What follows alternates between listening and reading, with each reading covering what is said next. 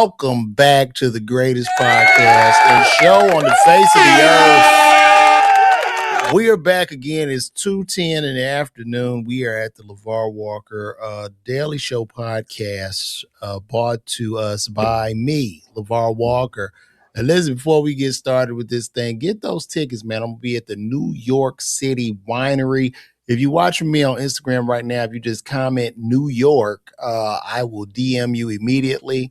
If you're looking at me on other platforms, you can get those tickets at levarwalker.me, or you could just scan this QR code that's right up above my head, and you can get those tickets to see me live at the New York City Winery this Sunday, March 15th.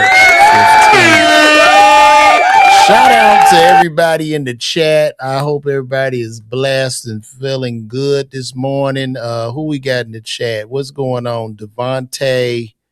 Devontae was good. Jaleesa was happening. Zoomer was up. We are in the building. And today's show, I like to do one topic and then we go off into other topics. But the first topic we're going to talk about today is people it's going around on Instagram where people are tripping on how men today in their 40s dress. So this is a picture of Wale. And Wale is in his 40s. And people are saying, I know I'm being judgmental, but the fact this look is acceptable for a 40-year-old man still shocks me. Now, I will be 49 this year, and you would probably see me dressed like this. The question I have is, how should we dress? How should I dress as a 48-year-old man? Should I prepare myself for my funeral? I mean, how should I dress? I try to keep my appearance youthful. I'm trendy. I like the sneakers. I like to be fly. Should I just walk around in like some Dockers and some of them shoes, them Hoka shoes and stuff? How should I dress? Should I wear like a big tie every day with a shirt? Like, how should I dress? And why are people upset at this? The guy looks comfortable, and this is a new day and age. And furthermore, a lot of times the young people will look and they'll be like, hey, Unc, why you be dressing young? And like, if you have on one of these designs, if I got on some Amiri, right? If I got on some Yeezy, okay, if I got on some Virgil Abloh, all these guys are 48 and 49 years of age. Mike Amiri is 50, right? Like, Yeezy is 48.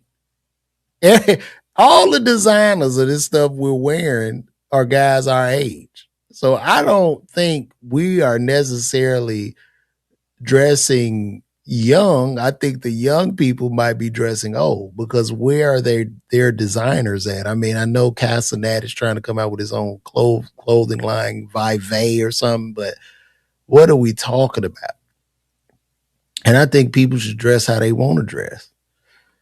540 Dre say I should be out here in Chelsea boots with a polo on. And you know what? Sometimes I will put that on, but mostly I'm in jogging pants, baseball hat, and glasses. And I wear this too because like this is a part of my branding. Like y'all know me from this. If I take the hat and the glasses off, y'all won't know who the hell I am. Like, look, y'all ain't even never seen me probably without my hat and glasses. So this is me. Let me tell y'all something. If I walk into a comedy club like this, they don't know who the hell I am. They'll be like, yo, who are you? They would like, I'm talking about a club I perform at off. They wouldn't know who I am because people have rarely seen me without a hat and glasses on. But this is me. And my hat and glasses is a wig and my makeup. So, but that's interesting to me. And we live in a world, the society is so different now, bro. Like, nothing makes sense. And I know the 49-year-old when I was a child looked far different from me. The 49-year-old when I was a child, these men didn't care about their hairline. They were men. They had, matter of fact, when you even look at older men, like the 48, 49-year-olds back in the day, they had higher testosterone levels. They came up harder. You know what I'm saying? Life was a lot rougher. I can't compare my racism today to the racism they experienced then because it was way worse. People smoke cigarettes regularly. They ate cigarettes. They drank. You know, crack was fresh and new. It was a party drug nobody knew about. So yeah, of course they were a lot rougher. And today's older people look more youthful. You know. Shout out to the dealership on Fig. It's always a MF who don't pay your mortgage, telling you what to eat, wear, and read. Tell them to pay your bills. You consider that. That's real. But I only bought this up because this is really going around, like it's making its round on social media. And it has like, I don't know, it got all these views and stuff. So that's why it's like over 3 million views. And it was just a real topic for discussion. So that's why I brought it up. It was just on my mind. Let me remove this because I don't want y'all to see. Yeah, right. That's true. In the 70s, a 35-year-old man looks 60, man. And I did a video about like when you look at Red Fox and them, when Fred Sanford, when Red was doing Fred Sanford, Red was 49, bro. He was 49. Lamont was in his 30s, man. They looked old as hell because Red looked 80, Lamont looked 50. It was crazy. And their faces were thicker. Like, look, let me show y'all something. To show y'all how bad people was aging back in the day. And rest in peace to this brother who died very, very young. Okay.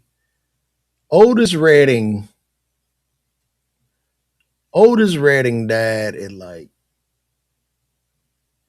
I think Otis Redding was 26 or something when he died. This look, this is Otis Redding. Okay. That's what a 26-year-old looked like in the 60s and 70s, man. That was 26. He looked like everybody uncle, bro. That's what it is, dog. Like we are looking somewhat young because life is not as hard as it was, man. Do y'all know how hard life was back in those days? Like for instance, I want to see how old was John Amos on Good Times?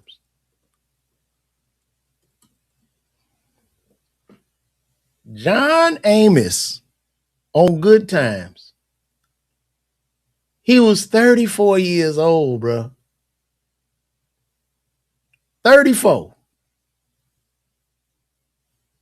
Let me see.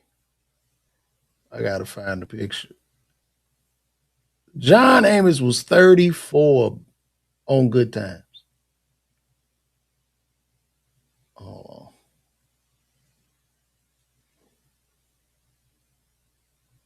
Look at that.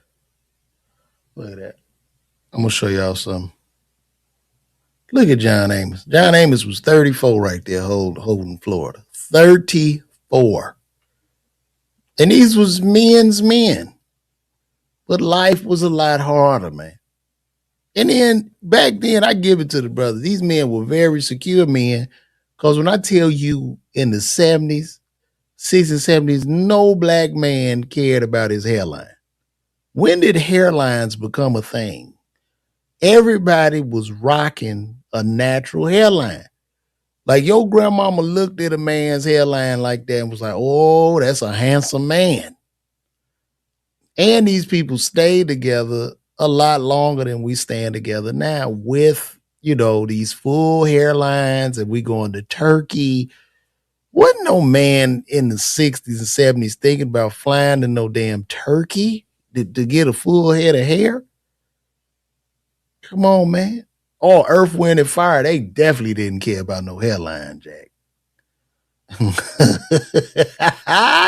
Yes, Earth, Wind, and Fire. Come on, man. Let me see. And these were man, these were rock stars, bro. Let me see. Earth, Wind, and Fire. I'm trying to find. Yeah, they didn't care, man. You just rock your joint. You just have a natural joint.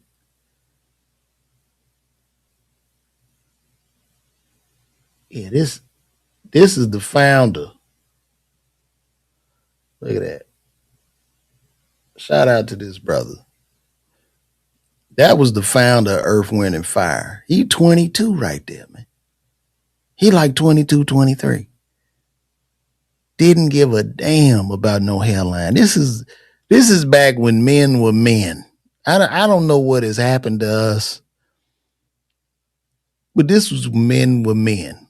And even myself, I wear these hats to cover my baldness. I'm gonna keep it a buck. Most men my age, they wear the hat. The hat is not a hat; it's a wig.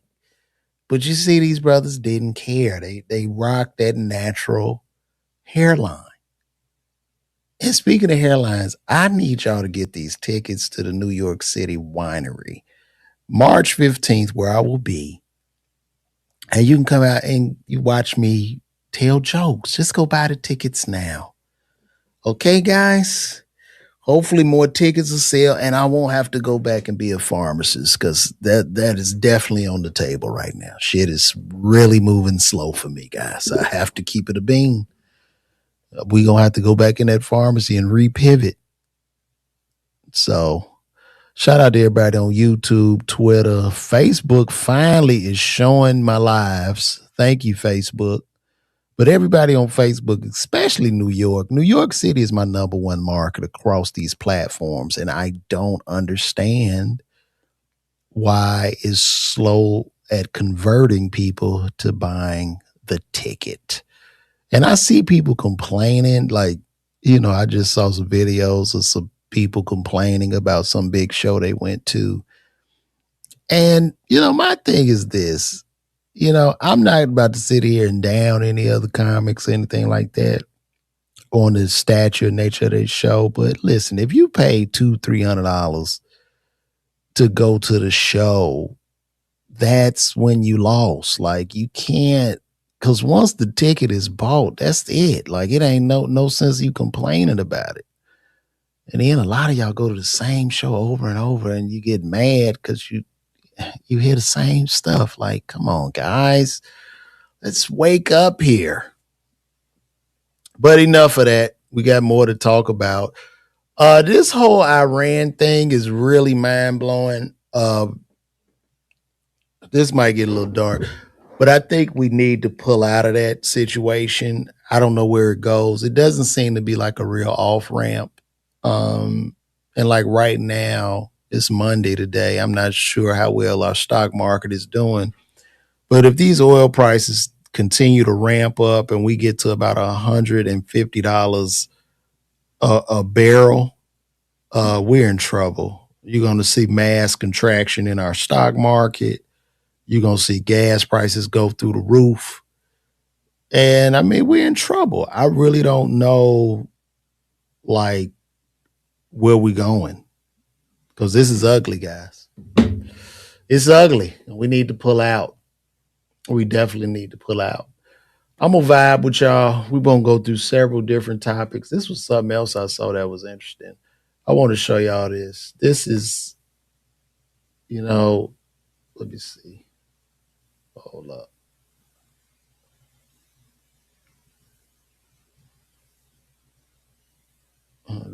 I want y'all to look.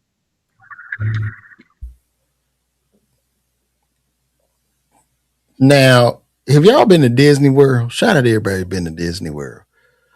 So you go to Disney World, you've paid the money. You've paid the money to be at Disney World. And this is Minnie Mouse.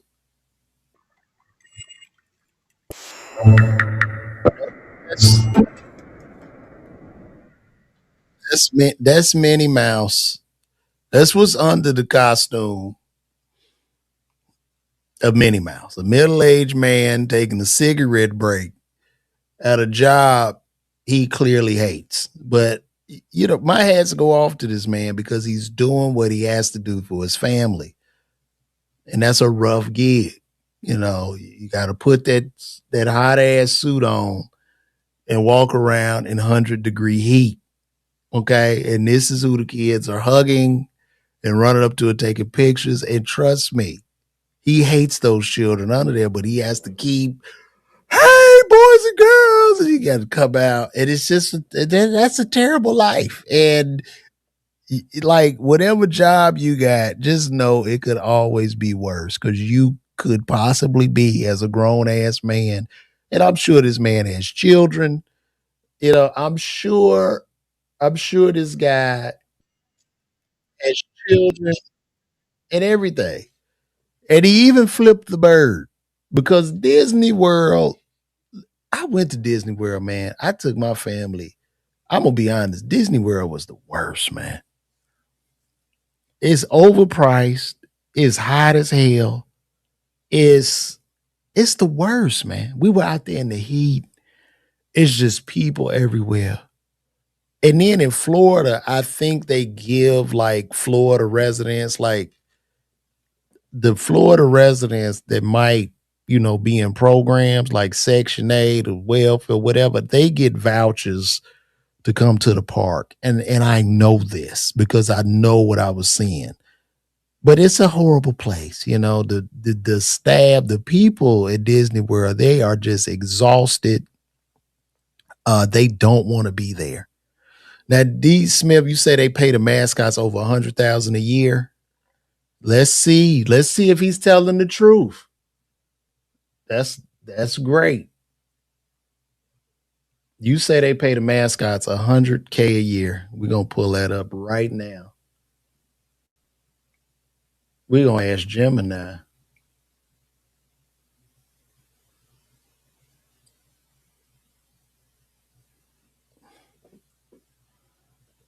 How much do the mascots at Disney World make?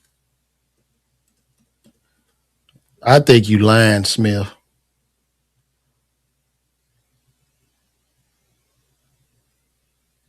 Okay. I got that pulled up right now. You said 100,000 a year, bro.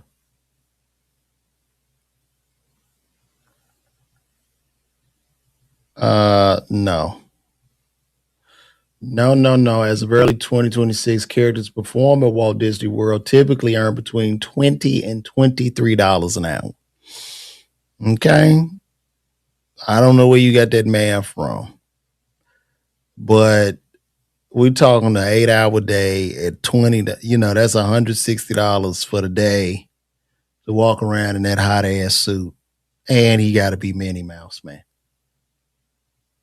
Okay. Starting base pay, most care to perform now start at a minimum of $20.50 an hour is contract. So he's in the union.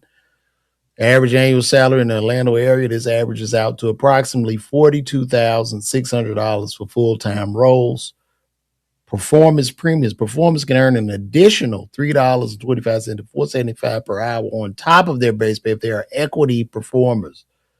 Yeah, the equity, you get an extra $3 to $4 if you're doing backflips and dances. That's insane. That's insane. And now you understand why this man, who probably has a wife and 4 children,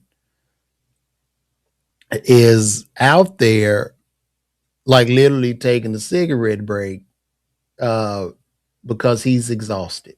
Let's go back here. Let's look at this again. This guy, he's exhausted, man. Look at that.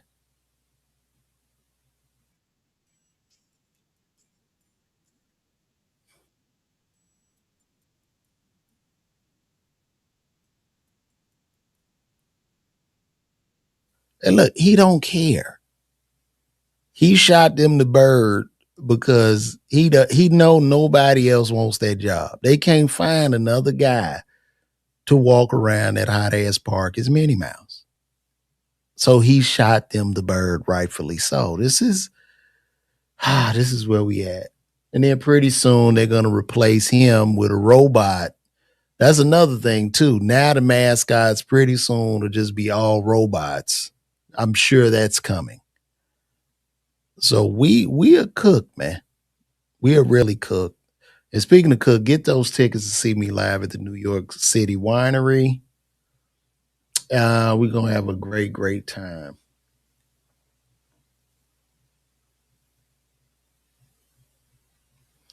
Let's see what Ti has to say about women in Atlanta.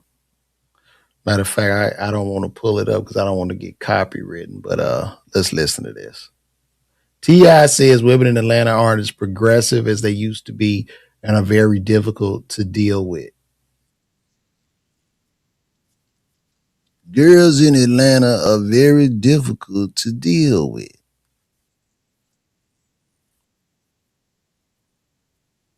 Their expectations are astronomical.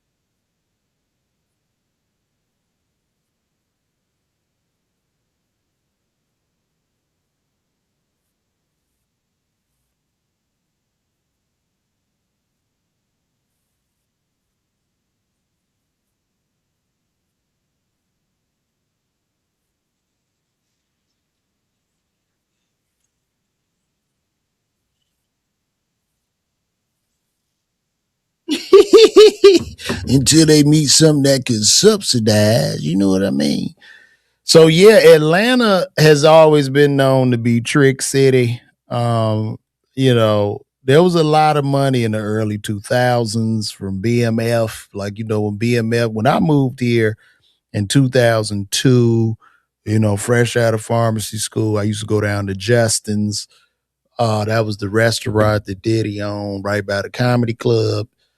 And you had a lot of money flowing in the city. You had BMF, who was the huge dope dealers, and you had people doing real estate, and money was flowing. It was here, and these men were definitely tricking off. And now things have changed. It's gotten a lot tighter. The money is just not flowing like it was once flowing anymore.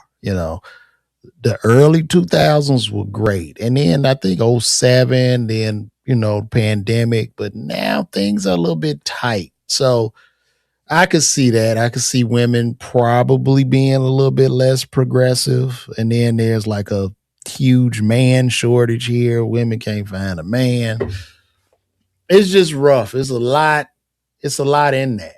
It's really a lot in that. And who knows, man? Who knows? It's a rough dating market here. So uh that's where we at.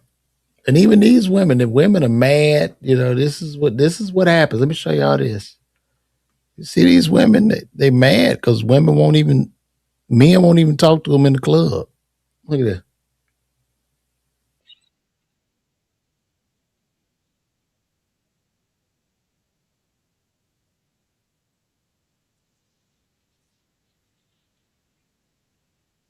Because that costs money. Nobody, it's whack. I don't even know why y'all go to the club no more, man.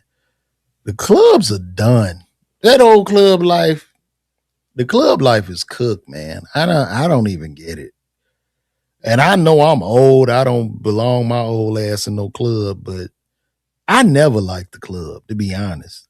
You know what I mean? Like, even when I was younger, the club just wasn't for me. And then especially now, because in the club scene, the nightlife, people are literally just sitting in there on their phones, not even looking at each other. Nobody's dancing. You know, the thing you want to do, I guess you buy a section and you come to the club to isolate yourself, to sit there with bottles in front of you and women walking by and nobody's talking to the women, nobody talking to anybody. Everybody goes to the club and you spend $1,000 to scroll Twitter and look cool. Like it is the dumbest. The club is dumb, bro. That is the dumbest waste of money in the world to me. Like it's not even fun. People don't dance. I could even see if people had a dance off. Like, what happened to the dance offs? You know what I mean? Like, just go in there and dance. Like, hey, you want to go dancing? You know, it's insane. It's insane. And women getting their bodies done, and it's just not working. These women are going out, you're buying an ass, you're buying teeth, you getting you're doing all this, and there's no payoff. There seems to be no payoff. You still lonely. There's nothing like what is happening. Like there's really a real moral breakdown in society, and we are in trouble. I just think the human species is definitely in trouble to the point where we all gonna end up in like a human zoo with just robots walking by observing us. Like, you know, look at the humans and laughing. We just in a glass case. And they're going to be talking about it like none of this made sense. And you're right, bro. You know what I mean?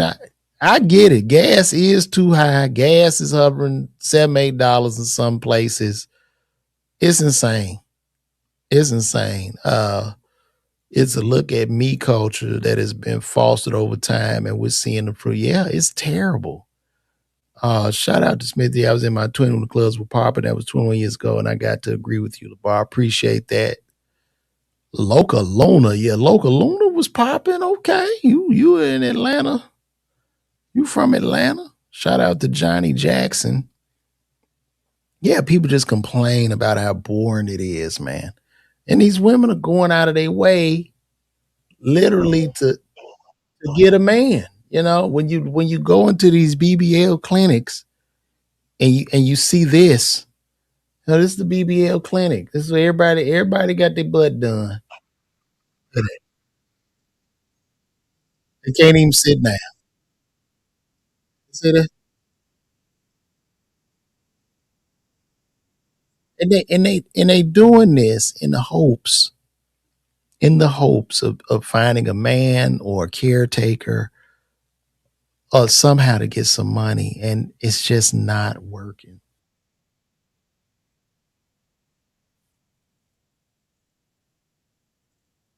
And then some of them, and then this is my thing too. If you fat, what's the purpose of a BBL? It don't make sense to get a BBL and you fat. Can't nobody even see the BBL. You just walked in there and they shoving this shit in your back, and you fat. It seems like you get your stomach sucked out first before you get the BBL. I don't know.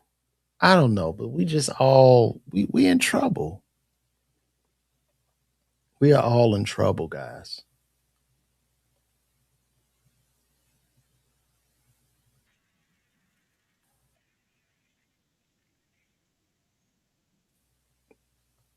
We are in trouble.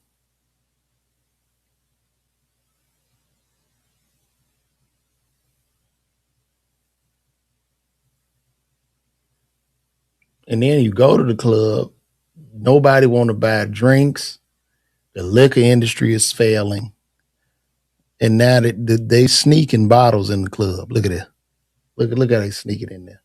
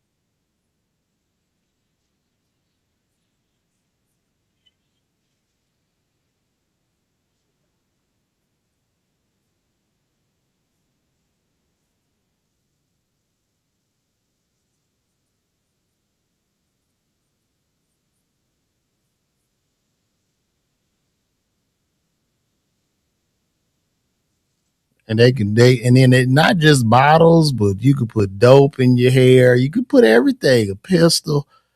They can do it all. This is where we at right now, guys. It's surreal. It is surreal.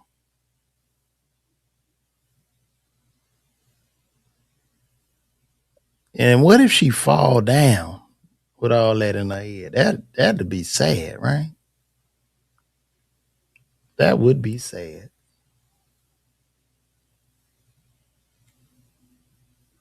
Y'all got to see this. Now, this is my first time watching this. So I got to show y'all something. So it's an AI called Seed Dance, and I know this is a crazy transition, but I'm just trying to show the further death of Hollywood and how the entertainment landscape is just collapsing in front of our eyes outside of streaming or whatever. Like, it's just ridiculous. So I want y'all to take a look at this. And Seed Dance, well, China is using Seed Dance to make whole TV shows just using straight AI. And I need to show y'all this right quick. We could watch this together. So this is a whole AI show.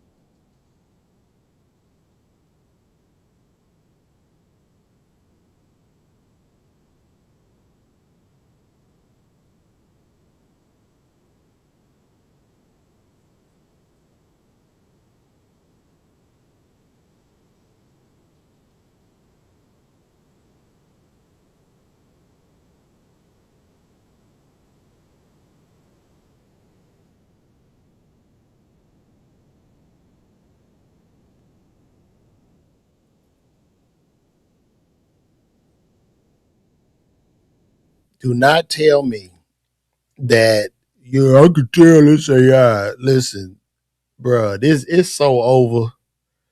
We are so cooked. This is a guy with a laptop and some AI credits that just made a whole movie.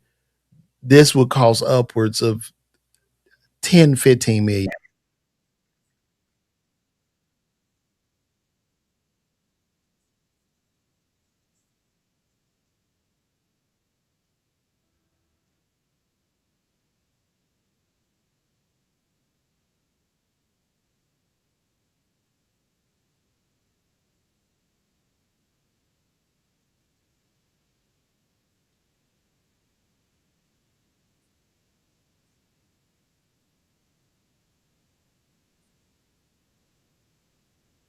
This is surreal, man.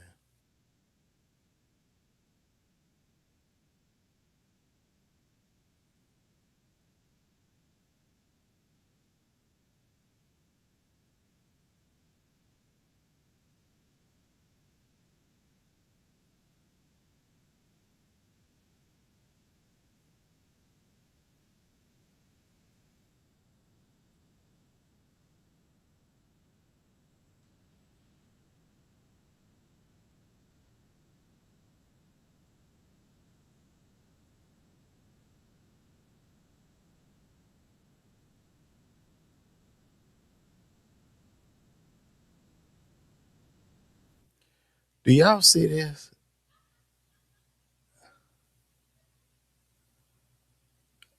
Man, I mess with Sora, but Sora is kind of whack. And I wasn't really feeling Sora. I think Seed Dance and Cling are the way. Wasn't really feeling it. It's crazy. I don't even speak Chinese, but this looks like a good movie.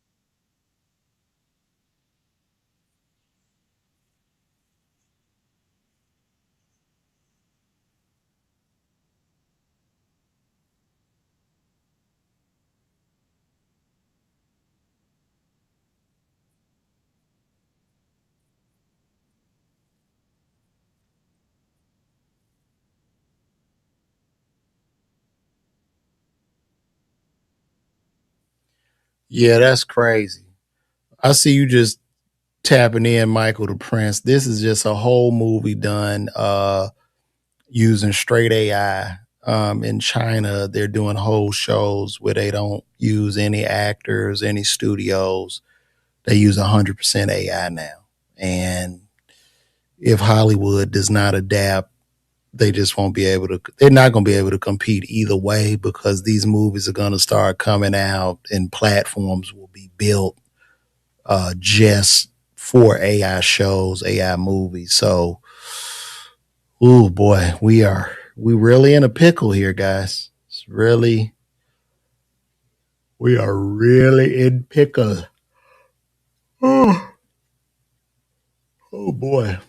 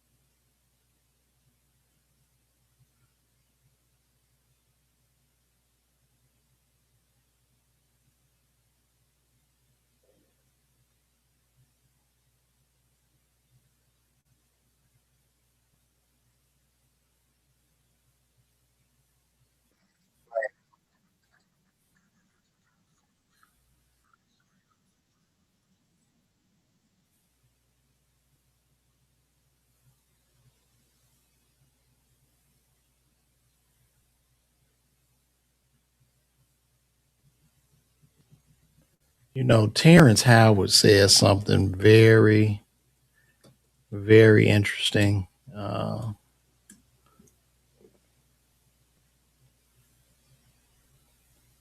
Let's look at this. This is insane. The hell is Terrence Howard talking about? I'm using a Sony cam, bro. Look at it.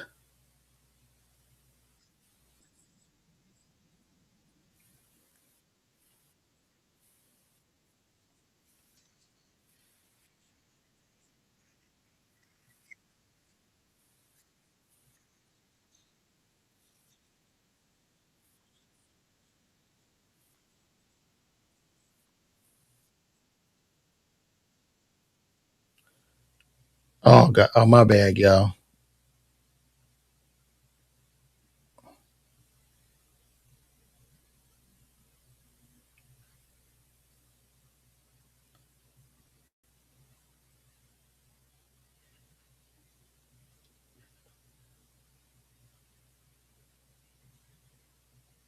When was the first time you had a sexual encounter with a girl? Oh, I was 4. That was different. I was 4. It was the older girls that were watching me, and they were like 6 and 7, and so that changed. Did you say 4 years old? 4 years old. With 6 and 7-year-old girls? Yeah. And we did that every day until I was like 13. Had more sex then than I've had in my adult life. Oh my god. Ain't no way this man was having no sex at no damn 4 years old, bro. There's no way this man was had this how you know he lying. He said the girls was 6 and 7. You are lying, bro. I have never seen a lie told so boldly. Like what is Terrence Howard talking about, bro? Terrence need to stop this. What's up, Bean Man? Bean Man, what's good, bro? I was having sex at 4 years old. Hi, man. I was 4, man. And the girls was 7, man. Boy, if you don't get your ass out of here, man, you need to stop. And if he was, this guy was clearly assaulted, would that be an assault? What is that? What is that? Shout out to Cable K out in, you must be in Hawaii. Shout out to you. Oh God, that was very weird. Very weird, guys. So my expectation for interaction. So y'all didn't even hear T.I. talking then when I did the thing about T.I. Y'all didn't hear him talking. So y'all didn't hear this video because I hadn't switched the... Girls in Atlanta are very difficult to deal with because they also, their expectations. Girls in Atlanta are very difficult to deal with because their expectations are astronomical. When I first went to Atlanta, I couldn't believe how progressive the women were down there. Like it was like I was like, every girl out here got a car, got a crib. They doing good. When did you go? When I first started coming to Atlanta, like 04, 05. Okay, Right. yeah, Okay. Not as much as they were then. I meet a girl today and she already asking me to help with her bills right before the I first think date. So I meet a girl today and she already asked me to help with her bills before the first date. You did that. That was diabolical. The diabolical diction which has allowed me to atrocitize certain things when you think about say you come down there. He talks very mechanical. Tip talks very mechanical. In 04 and everybody, like you say, buying people purses, buying people cars, putting people up, then it don't work. That goes away. And now, instead of them working on what they could have been doing to occupy their own. See, when you talk like T.I., you gotta leave this lip right here. That lip gotta be, don't move that bottom lip. And then you use the big ass word, huh? Except when you get mad or something like that, you go back to talking a little bit Atlanta talk. Life bossing their own self up. They was really kind of depending on whatever was going on, and that's out the window now. So until they meet something that will, subsidize, they just kind of, you know what I mean? You know what I mean? You know what I mean? That's why he hate me to this day, because I be doing that impression. It was diabolical. When you think about women in Atlanta and how diabolical that they can be, and it often perplexes others of the understanding of that. You feel that? Y'all say I do good at impressions. I just wish y'all about these damn tickets to these shows, man. Like I said, I'm gonna be at the New York City Winery March 15th. Go ahead and get them. Go ahead and get them tickets. Look at my grandma, too fine.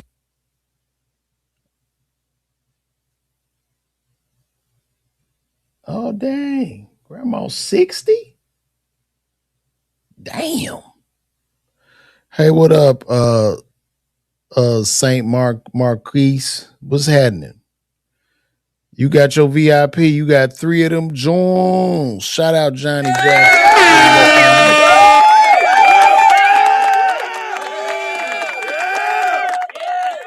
You say you just swiped something. You really thought it was T.I. You really thought I was sitting here talking like I was T.I. It must have had you diabolically perplexed and unable to articulate certain words and vernaculars and things of that nature, because I am not only a rapper, I happen to be a comedian as well.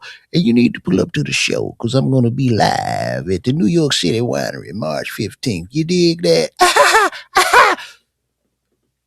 Boy, let me tell y'all something. Y'all want to know something? When I did that bit when I started doing that bit in Atlanta, I think I started impersonating T.I.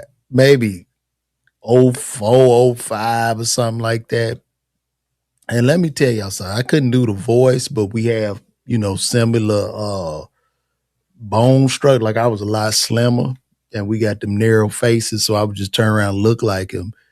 And the people would go insane to the point it was a music cue joke, which is very hacky comedians, very hacky. Music cues and using all kind of shit. You should be able to tell jokes. But I used to do, my biggest joke was a hacky music cue joke that I would do.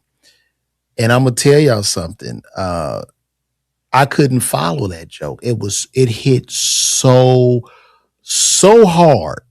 It hit so hard. Y'all want to, matter of fact, I'm going to show y'all that bit. Since we just vibing good. I'm going to show y'all, this is me. Man, I hope I don't get a copyright. I'm going to show y'all what I used to do back in the day.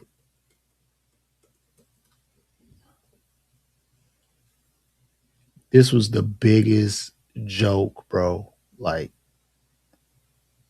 imagine being able to. And look, y'all go see how skinny I am in this. Let me show y'all. So this is like back in 2000. Man, I don't know what year this was. This might have been 2006 or 7. But I want y'all to see this. To build an app with your name on it, just by thinking about it. Meet Base 44, a complete. Look at me. That's me, y'all. That's me. I wasn't wearing glasses back then. I'm about to bring out T.I. right now. Y'all start clapping right now, all the way from Big Head. Put your hands together for T.I. Look at this. This shit used to go crazy.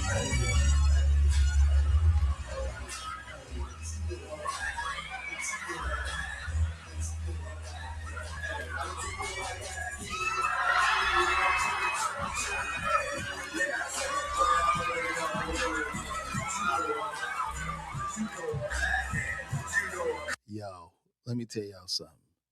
When I would do that bit, no comedians could follow that in Atlanta. The show was over after that. When I would do this bit, it got so big, and I didn't even realize how big it was because I'm still making good money in the pharmacy. I really didn't care. Like I was just having fun. And man, I had all kind of people coming to the club literally to see this bit.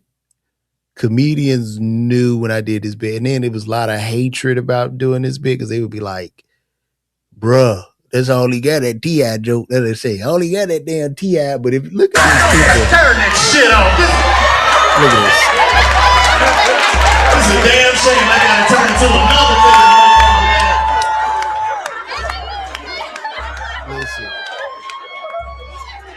And that's the difference in my show and a lot of other comics. I really go for the kill. Like, if you come to my show, I'm going to try to snatch you. I'm really going to try to kill you with laugh.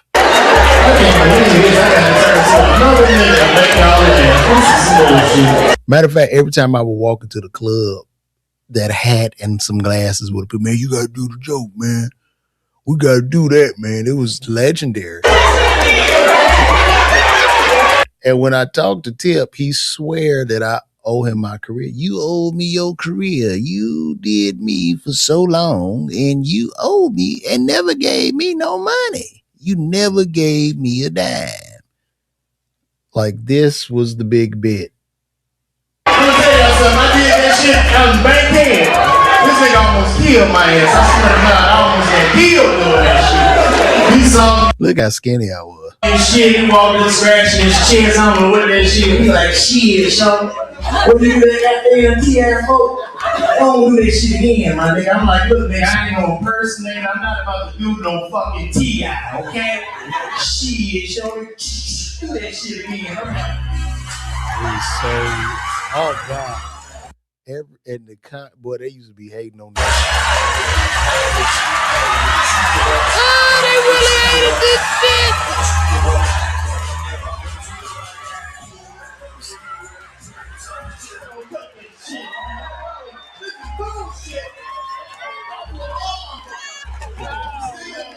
Do you see the reaction of the crowd?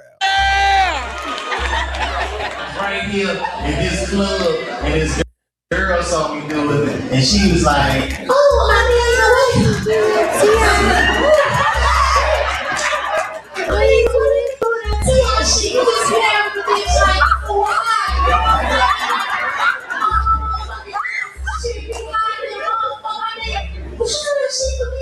I'm like, no, bitch, I'm not doing impersonate. I'm not doing that shit. I'm not doing it. I need some pussy. I was like, what? But listen, those were the good old days. I was having so much fun. And then I would leave that. After doing that, I would go back to CBS and work a 14-hour day. Literally. That was my life. That was my life. And what happened with that bit, people got so jealous. There was some comics that would try to sabotage the DJ and do all kind of stuff.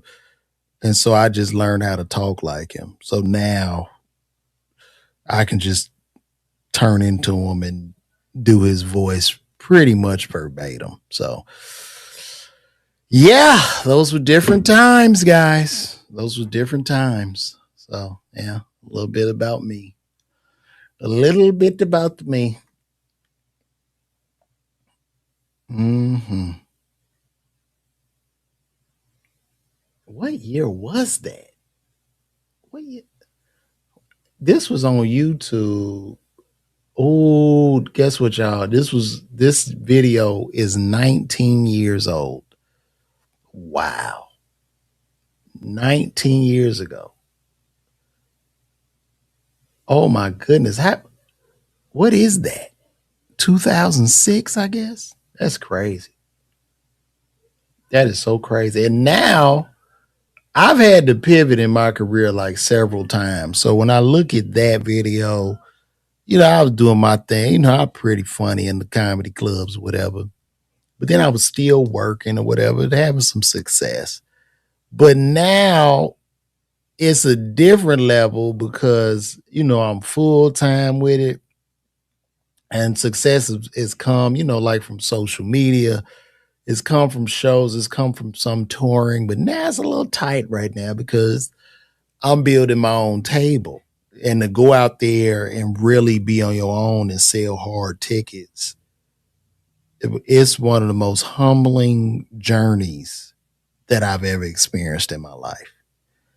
And I've been just giving every comic that's selling a lot of tickets and killing it out here on this road. I call them often just to get them their flowers, man. And hopefully God will bless me. You know what I mean? Y'all get these tickets to these shows and I can come to more cities and stuff like that, But it's what it is. This is a great question by Christopher D. Moore. How did you convince your wife to let you do comedy full time? Well, when I first started dating my wife, in the early 2000s, I started dating my wife in like 2001. I had already started comedy. So she didn't know I was doing comedy. When our first dates, I brought her out to where I was performing. And I was doing some whack ass. I used to do this whack ass bit like like my father. He smoked cigars. So like I did an impersonation of him like smoking a cigar in a hurricane. And then I would like lay across the stool and hold the mic stand with the cigar in my mouth while it's not moving. But she's been with me for most of this journey. And she actually encouraged me to quit my job way before I quit my job. So it was really her. I mean, you know what I mean? Like, but when I quit, I just quit because I needed to see, you know what I'm saying? But no, she's been a huge supporter. I appreciate that. Kinked up. Yeah, my wife always been a supporter. Shit, my wife came out with me. I got booed before. I was doing my universe. I performed my university. Shout out to Xavier University. And I remember performing and I invited her out. And I had a black suit on with a silver tie. And all the comedians from Comic View was there. This had to be like, yeah, this is 2001. And they were booing the hell out of me. They were booing the shit out of me. They were booing. And I remember one of the comments, because this is funny though, because I'm cool with them now. Shout out to Big Sean. But I got booed, and then the comments backstage was like, hey man, you gotta go back out there and get them. You can't give up. I was like, for real? He's like, yeah, go get them again. And I went out there, they booed my ass again. And my wife was out there in the crowd, and I was dying. I was really dying. And she stayed with me through that. So shit. That's a great question. No, did I have savings when I quit? Yeah, I had some savings, you know what I'm saying? But I was on a big show and Facebook. I was doing very, very well when I first left my job. There was no financial. It was a blessing, you know what I'm saying? I wouldn't tell nobody to quit their job for this shit. Like, that's something you need to, you and God or whatever. I would not recommend it, because this is a game of not only talent, but it's a game of chance, and it's a big roll of the dice, man. It's rough. You know what I'm saying? It's not your success as a comedian is not determined by how funny you are. You know what I mean? Your success as a comedian is probably more so determined from grit and resilience and repivoting and figuring out a strategy. So, no, I've done well. I've been blessed, but shit is tight right now. I tell you that. Shout out to Andrelius Dixon, who just got off work. I'm glad you called it, man, because I do it like at 9 a.m. But I just said, let me come on here, because hopefully we can push some more tickets to this New York show. I'll be at the New York City Winery. Hopefully you guys will get those tickets. But shout out to y'all. Oh, wow. You've been rocking with me for a minute. You remember when I emceed the pharmacy ball? Where did I MC that at? No guarantees. It is so. Let me turn this. Oh, my God. Let me turn this. Where was I at when I emceed that?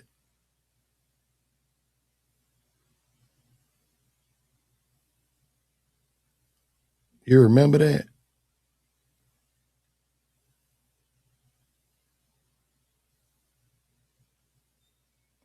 Where did I do that pharmacy ball at? You remember that? Tell me where I did it.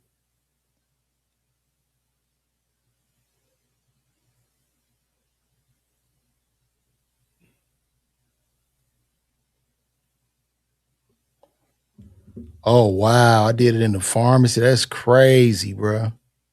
Now, who am I talking to? Are you scared to say your name? You must be a pharmacist too.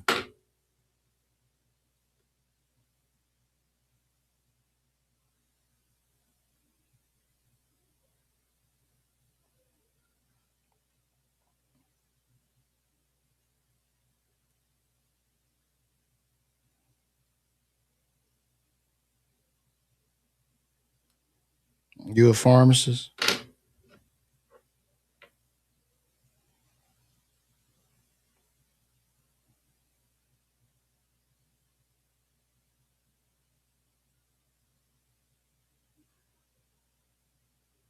Let me know.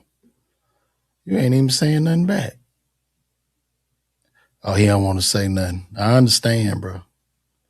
Well, holler at me when you see me in person. I get it. Trust me, I get it, bro. Okay. Well, guys, I think we're going to wrap this show up. Let's look at this grandmama. This grandmama is 65. Look what 65 looks like now. Lord have mercy.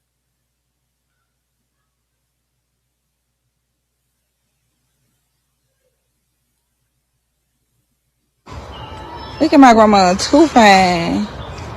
You gotta go home, Mom. Hey, what I call you? Miss Jackson. Look at my grandma. Grandma is fine for 65. Jesus Christ. Damn. Grandma built.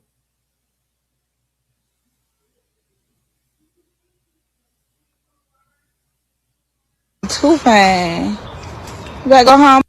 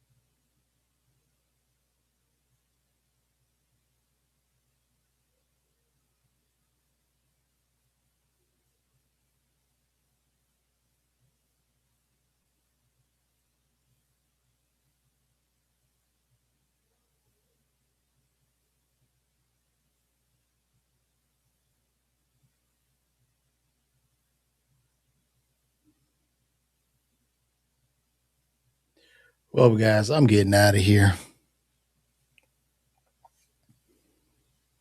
I'm about to get up out of here. You guys listen, New York City Winery, March 15th. It's going down, so holler back. I'm out.